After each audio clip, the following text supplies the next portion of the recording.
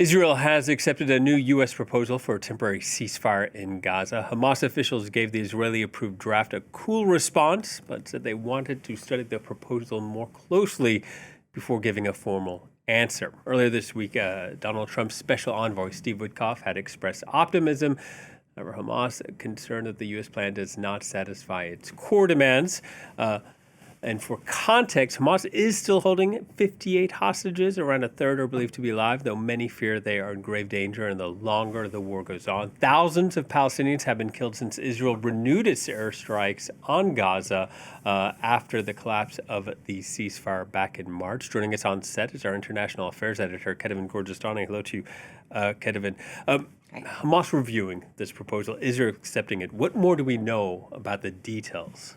Well, look, according to Reuters that got its hands on the actual proposal, this would be a 60-day proposal of ceasefire that would be guaranteed in a way by the United States as well as the two mediators in this conflict, Egypt and Qatar. During those 60 days, there would be the release of 28 Israeli hostages, 10 of them alive, 18 of them dead. In exchange, 1,236 Palestinian prisoners, including 125 that have received life sentences, as well as 180 dead Palestinians.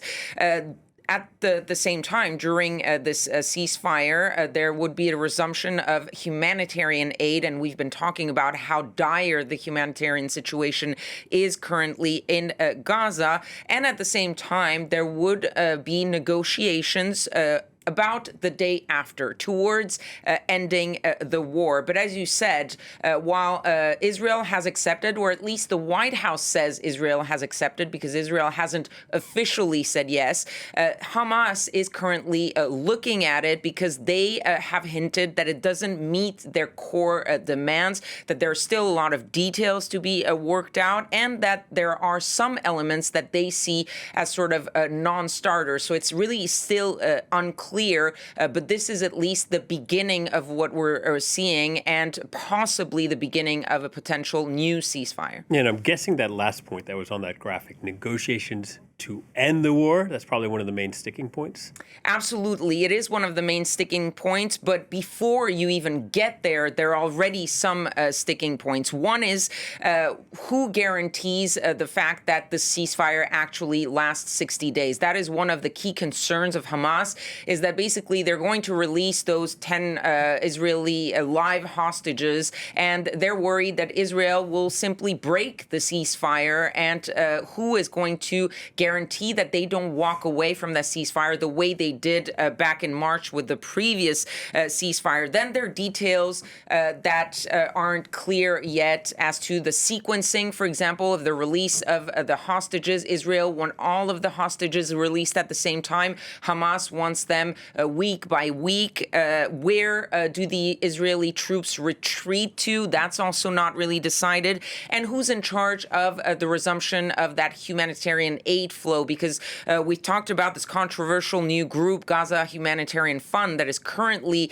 sort of organizing that. Hamas wants it to go back the way it was, which is under the organization and logistics of the United Nations and the Red Crescent. But as you said, looking further, if the ceasefire actually works for now, there are still really two different visions of what comes next, especially in the sequencing. Israel wants all the hostages released and Hamas to disarm, disband before it ends the war. Hamas, on the other hand, says that it wants the war to end before it sort of disbands and hands over authority and releases all the final hostages. And when you see that, you see how complicated it is going to be to get those two together. Yeah, there's two different visions. They sound fundamentally opposed. Any reason to believe there could be an agreement?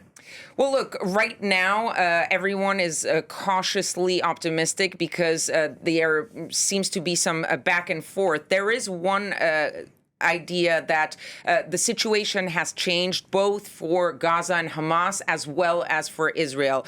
Gaza desperately needs humanitarian aid to come back to its highest levels because the population there is on the verge of famine. Hamas is maybe not fully defeated, but very highly depleted and weakened. Their last leader was killed, according to the Israelis, just a couple of days ago. Meanwhile, there is on the Israeli side growing pressure from the West, especially, that are pushing Israel to stop what it is doing right now, stop the offensive, let humanitarian aid in. And it's not just the usual critics of Israel, but it's also countries like the United States or like France, for example. And we saw Emmanuel Macron earlier today saying that if the humanitarian situation doesn't get better, then Europeans will have to possibly think about sanctions. All right, Kethevane, thank you very much. Kethevane Gorjestani, our international affairs editor.